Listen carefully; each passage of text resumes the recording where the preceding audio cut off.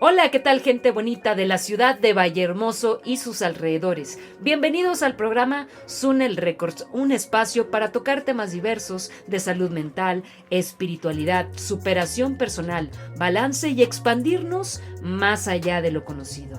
Y bien, un saludo muy especial a todas aquellas personas que prendieron la radio convencional y nos escuchan desde la comodidad de sus hogares, los que nos escuchan desde cualquier medio de transporte y sobre todo los que ya se animaron a bajar la aplicación Ponte la 104.5 FM desde cualquier celular. Android nos puedes escuchar en cualquier parte del planeta Tierra. Y bien, el día de hoy, que estamos ya en octubre, vamos a platicar acerca de por qué a las personas les gusta tanto las películas de miedo. Ya que se acerca Halloween, pues vamos a aprovechar para hablar de este tema. Ahora te hago la siguiente pregunta. ¿Eres de los que les gustan las películas de terror? ¿Disfrutas verlas? ¿O eres del bando como yo que la verdad mejor me hago a un lado y prefiero no participar porque la verdad es que sí, tengo pesadillas y luego me da miedo cuando tengo que apagar el foco, entonces mejor así? Pero yo sé que a muchos de ustedes les encantan las películas de miedo. Entonces, ¿de dónde le viene al ser humano el placer del miedo? Si atendemos a las palabras del célebre investigador y psicólogo Arthur Westermeyer, desde el principio del pensamiento humano, el miedo se ha mirado con desprecio. Y si esta sentencia es cierta, ¿por qué le gusta tanto a la gente? ¿Por qué las películas de miedo atraen tanto a algunas personas? ¿Por qué traen tanta audiencia? Y son las más taquilleras.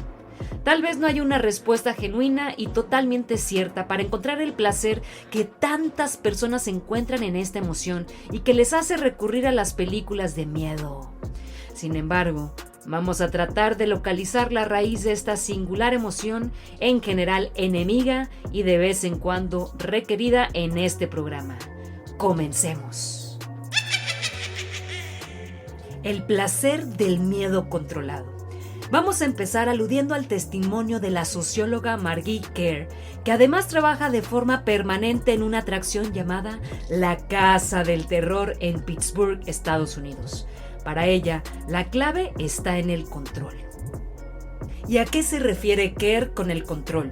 La respuesta es sencilla. Siempre que el cerebro humano viva el miedo en un entorno que realmente está exento de peligro, la reacción fisiológica puede ser realmente divertida. De ahí el placer que se siente en este tipo de situaciones. Como dice Marie Curie, a nada en la vista se le debe temer, solo se le debe comprender. A esta aseveración, Kerr añade que el hecho de superar una situación que ha supuesto un elevado estrés para nuestro cerebro deja un pozo de autoconfianza y una sensación positiva envidiable. Un cóctel que permite a nuestro cerebro disfrutar de hechos que a priori deberían ser negativos. Y les hago la siguiente pregunta. ¿Sabemos en realidad qué es el miedo? Una corriente psicológica comúnmente aceptada lo explica como una serie de emociones relacionadas con un proceso psicológico que señaliza posibles peligros, estrés o situaciones singularmente negativas. En realidad, son una serie de sistemas que se activan fisiológica y conductualmente en un sentido en concreto tras valorar una situación singular como amenazante de forma muy rápida. Tras una primera mirada, nuestro cerebro ya es consciente del tipo de miedo que ha despertado en nosotros. Obviamente, si nuestro cerebro interpreta el tipo de miedo al que nos enfrentamos como una situación controlada, puede ser disfrutable. Es decir, una película de terror, una atracción de feria, una fiesta del tipo de Halloween. Solo somos espectadores de las películas de miedo. Ahora bien, si nuestro cerebro detecta un temor no relacionado como una situación controlada, como la posible muerte de un ser querido, un atraco, etc., ten por seguro que no habrá ningún tipo de disfrute y el terror real y descontrolado se puede apoderar de tu mente y cuerpo. Ahora, ¿se puede condicionar a una persona para sufrir el terror? Si atendemos al experimento Conditional Emotional Reactions, reacciones emocionales condicionadas que en 1920 llevaron a cabo Rosalie Rayner y John Watson, podemos concluir que sí. En el citado experimento, los investigadores crearon una fobia en un niño de 9 meses de edad, De hecho, publicaron el estudio en el que describían paso a paso todo el proceso mediante el que condicionaron el miedo. Un experimento que actualmente no sería aceptado por el hecho de que nadie tiene ningún derecho a condicionar esta emoción en otra persona y muchísimo menos en un menor. Esto quiere decir que nuestros cerebros pueden estar perfectamente condicionados para experimentar el miedo ante un estímulo que entienden como anticipador de una situación amenazante. Este miedo, repetimos, cuando se experimenta dentro de un marco de control, es extraordinariamente gratificante para muchas personas. Y miren, les voy a compartir.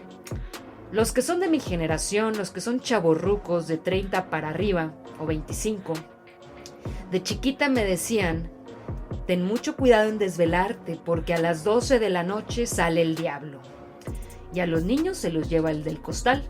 O si no, sale el cuco. Y para mí, el cuco era horripilante, era el ser maligno que me podía arrancar de las garras de mi hogar y nunca volver a ver a mi mamá. Entonces, recordemos que un niño no sabe diferenciar entre la realidad y la imaginación. Si para nosotros se supone que eso es real, ahora imagínate para un niño que no sabe, que apenas su cerebro está en formación. Claro, por eso, en mi edad adulta, la verdad es que temo a la oscuridad. Digo, puedo dormir con la luz apagada, pero no es algo que me fascine, porque sí siento inseguridad cuando voy caminando en un lugar oscuro y siento el peligro, ¿no? Entonces siempre traigo la lucecita del celular o X, ¿no? Ha ido disminuyendo con la edad, pero hay que tener mucho cuidado con nuestros niños. Si tú les implantas el miedo desde pequeños para que te hagan caso, entre comillas, pues en la vida adulta van a ser un poco miedosos. Entonces yo creo que explicándoles bien las cosas vamos a evitar que sean temerosos en la edad adulta. Pero bueno, esto es una anécdota personal, así que no le doy muchas gracias que digamos a mi abuela que me instaló el miedo al cuco. Pero bueno, eran las técnicas que se utilizaban para que hiciéramos caso. En fin, vamos a platicar acerca de las reacciones psicológicas al miedo. Fíjense que las reacciones positivas o negativas al miedo se pueden entender a partir de las reacciones psicológicas que se producen en nuestro cerebro. Según los estímulos recibidos, seremos capaces de interpretar y entender esta emoción. Dentro de nuestro sistema límbico, en la profundidad de nuestro lóbulo temporal, encontramos a la amígdala. Esta estructura subcortical es la encargada de delimitar si se trata de un miedo-placer o de un miedo real. Ante una situación en la que se produzca esta emoción, podemos reaccionar de diferentes formas. Tal vez queramos correr, atacar, huir. Sea como fuere, nuestro cuerpo reaccionará liberando adrenalina y elevando el nivel de cortisol y azúcar en la sangre.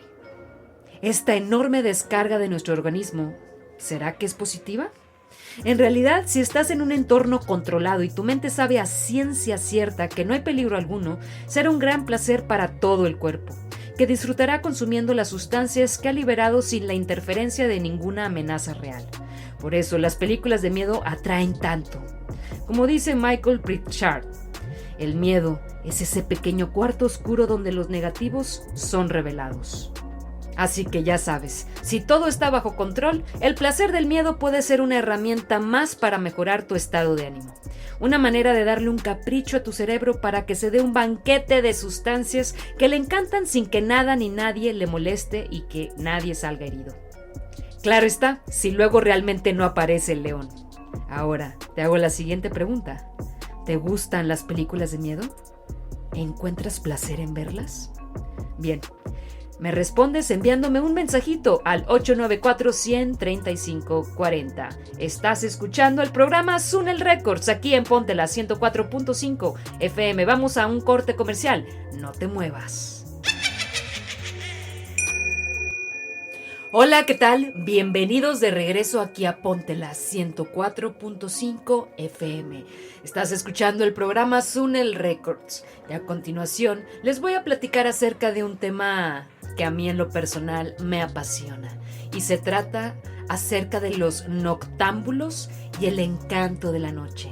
Si eres aquellos, como yo, que prefiere trabajar en la madrugada, eres parte de mi clan. Así que quédate para escuchar el siguiente artículo que está buenísimo. Miren, se considera normal, entre comillas, que las personas se levanten temprano a vivir su faena diaria y luego duerman en la noche. Sin embargo, cada vez es más frecuente encontrar gente como yo, de todo tipo, que prefiere hacer lo contrario, dormir de día y estar despierto de noche. Los amantes de la noche son de dos tipos. Están aquellos que no pueden dormir antes de la medianoche y los que solo cierran los ojos cuando se asoma el alba. Créanme, cuando tengo oportunidad, que es los fines de semana, me desvelo, ya sea haciendo programas, ya sea estudiando inglés, ya sea otro proyecto que traigo por ahí, pero cualquier excusa es perfecta para poder desvelarme. O veo Netflix, o me pongo a leer, o me pongo a escribir. Pero es mi momento favorito porque no hay nadie que te esté interrumpiendo, ¿sabes? Pero en fin, vamos a continuar. En general, es un asunto de preferencia. No es que estén obligados a permanecer despiertos. Simplemente encontramos más inspiración, más estimulación o energía en las horas nocturnas. Los llaman búhos o simplemente noctámbulos, y a su alrededor se han tejido algunos mitos. Dentro de los noctámbulos famosos hay desde presidentes como Barack Obama o Winston Churchill, pasando por artistas como Marcel Proust o Kafka, hasta malhechores como Jack el Destripador o Adolfo Hitler. Decía Johann Wolfgang Goethe, la noche es la mitad de la vida y la mejor mitad. El singular encanto de la noche. La noche está llena de magia, y de eso es prueba de la innumerable cantidad de poemas que se han escrito para la luna, las estrellas y el ambiente nocturnal. La noche es también el escenario natural para el misterio y el amor. Del día a la noche, sin lugar a dudas, hay un fuerte cambio de ritmo. Mientras el día es tiempo de la agitación, el ruido y el tumulto, la noche da lugar al silencio, la soledad y la pausa. La pregunta del millón: ¿por qué algunas personas prefieren la noche? En realidad, hay muchísimas razones. La tranquilidad de las horas nocturnas facilita el trabajo que exige alta concentración. Como hay un menor número de estímulos, se puede trabajar casi sin interrupciones. El silencio y el ritmo menos frenético de las horas nocturnas también facilita una mayor conexión con el mundo interior. De ahí que tantos artistas sean noctámbulos. Sin embargo, no siempre son razones tan positivas las que llevan a sucumbir ante el encanto de la noche. También está el caso de los insomnes, de las personas que padecen alguna forma de angustia y no consiguen dormir en la noche, por más que lo intenten. O el caso de quienes tienen grandes dificultades para adaptarse al entorno social que los rodea. La noche se convierte para algunas personas en un escape de la vida real. En esos casos, la noche no es una fuente de tranquilidad, sino más bien una burbuja en donde el individuo se protege de todas las exigencias de la vida cotidiana. Por una razón u otra, se sienten incapaces de afrontar la vida y entonces se refugian en las sombras. Ahora vamos a platicar acerca de algunas teorías sobre los noctámbulos, los amantes de la noche. Alrededor de los noctámbulos se tejen mitos y leyendas, aunque también haya varias investigaciones al respecto. Se dice, por ejemplo, que los noctámbulos o los búhos son más inteligentes que las demás personas. Esta afirmación se desprendió en principio del gran número de artistas, intelectuales y figuras célebres que se han enamorado del encanto de la noche. Un estudio llevado a cabo en la Universidad del Sagrado Corazón, en Milán, Italia, indica que los noctámbulos tienden a ser más creativos. Su forma de vivir, poco convencional, incide en la construcción de una forma original de ver los diferentes asuntos. Por su parte, la Universidad de Madrid hizo un estudio sobre inteligencia con 1,000 adolescentes noctámbulos y diurnos. Concluyeron que los noctámbulos presentaban un coeficiente intelectual mayor, aunque los diurnos tenían mejor desempeño en los exámenes académicos. Sin embargo, el Dr. Peter Jonason, psicólogo de la Universidad de Western Sydney, indica que los noctámbulos, los amantes de la noche, son más propensos a presentar lo que él llama triada oscura de la personalidad, un conjunto de rasgos de personalidad entre los que destacan el narcisismo, el maquiavelismo y las tendencias psicopáticas. En otras palabras, para el Dr. Jonasson, los noctámbulos son en esencia conspiradores y manipuladores. Bueno, eso sí, en lo personal a mí me encantan las teorías de conspiración, pero no significa que por eso tenga tendencias psicopáticas, o tal vez un poco, ¿verdad? Pero bueno. Desde el punto de vista biológico, un estudio publicado en el Diario de la Clínica Endocrinología y Metabolismo indica que los noctámbulos son más propensos a contraer diabetes. ¿Será cierto? Al parecer, también los hábitos de sueño diurno suben los niveles de colesterol, triglicéridos y de grasa corporal. Además, la falta de sol mañanero podría incidir en la dificultad orgánica para fijar el calcio en los huesos. Pese a todo, las aves nocturnas se sienten como peces en el agua cuando aparecen las sombras. En horas de la madrugada se han tomado grandes decisiones para la humanidad y se han creado maravillosas obras de arte. La noche, con su encanto, tiene sus propios habitantes. Vamos a platicar ahora acerca de la noche que esconde grandes acontecimientos. Número 1. El caballo de Troya. Cuenta la mitología que los griegos usaron un gran caballo de madera para asediar la ciudad de Troya. La estrategia fue simple pero muy efectiva. Los griegos regalaron a Troya un caballo enorme construido de madera como símbolo del final de la guerra. Troya aceptó el regalo y lo introdujo dentro de su fortificación. Sin embargo, lo que los troyanos no sabían era que el caballo estaba repleto de soldados griegos que esperarían a la caída de la noche para ocupar la ciudad. Número 2. Brillo de las estrellas. A pesar de que las estrellas brillan 24 horas, solo podemos verlas durante la noche, excepto el sol, la única que solo podemos ver durante el día. Cuando todo está en calma y no hay contaminación lumínica, podemos observar el cielo y verlo con total claridad. Para muchos místicos y grandes maestros es una metáfora de nuestra mente. Solo cuando nuestra mente está calmada podemos vernos a nosotros mismos. Ahora viene la mejor de todas, la noche de Halloween. Esta celebración arrastra mucha historia. Sin embargo, todas las tradiciones coinciden en señalar que la noche del 31 de octubre es el momento en que los vivos y los muertos están más cerca. Bien, vamos a ir a un corte comercial. No te vayas, quédate con nosotros, aquí en la terrorífica estación Ponte la 104.5 FM. Hola, ¿qué tal? Bienvenidos de regreso a este programa espeluznante en Ponte la 104.5 FM, en el programa Sunel Records. Y bien, estamos platicando acerca de los noctámbulos y de por qué a la gente les encantan las películas de terror. Y ahora vamos a platicar acerca de la psicología del terror en el cine. Según la psicología del terror, el miedo no es un sentimiento particularmente placentero. Más bien, es la respuesta natural y cultural que tiene el ser humano para responder a situaciones percibidas como peligrosas o amenazantes. Por tanto, es una sensación que se suele evitar. Entonces, ¿por qué actualmente existen películas diseñadas para asustarnos? Y lo más insólito de todo, ¿por qué algunas personas consideran que son divertidas e incluso placenteras? La respuesta a estas interrogantes está en las propias películas que buscan generar miedo, terror. Las películas de terror están hechas teniendo en cuenta la psique humana, aprovechándose de los instintos humanos, estimulando la excitación ante el peligro y jugando con los temores construidos culturalmente.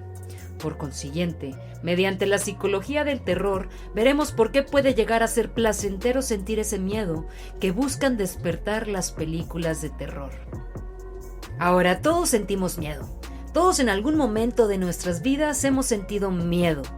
Nos hemos sentido vulnerables frente al peligro o simplemente angustiados al pensar en situaciones potencialmente amenazantes.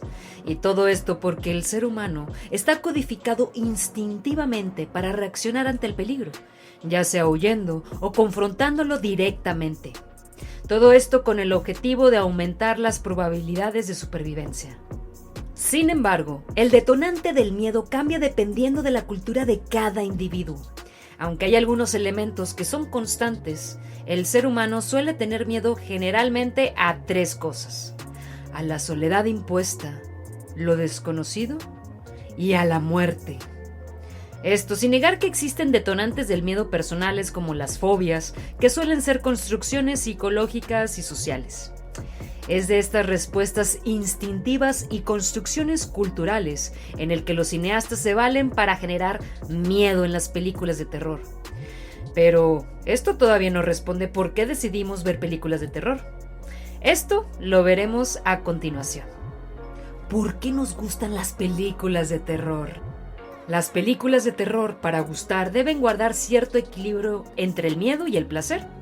Para conseguirlo, tienen que seguir ciertas técnicas narrativas, técnicas que tienen en cuenta tanto a la psicología del terror como a la fisiología humana. Por lo tanto, el miedo creado en las películas de terror no puede ser tan real y visceral como el miedo real.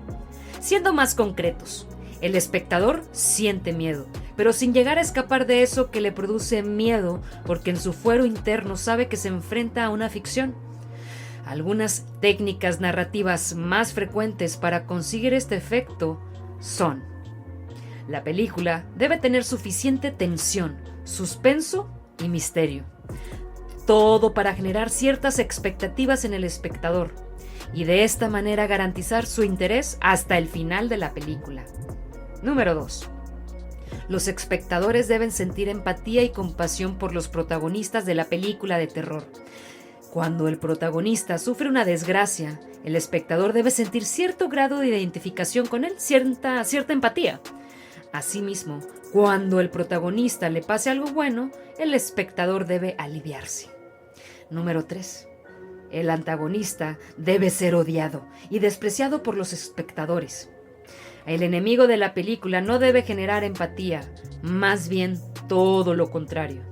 El espectador debe sentir que todo lo negativo proviene del antagonista y por esta razón no merece triunfar en sus objetivos.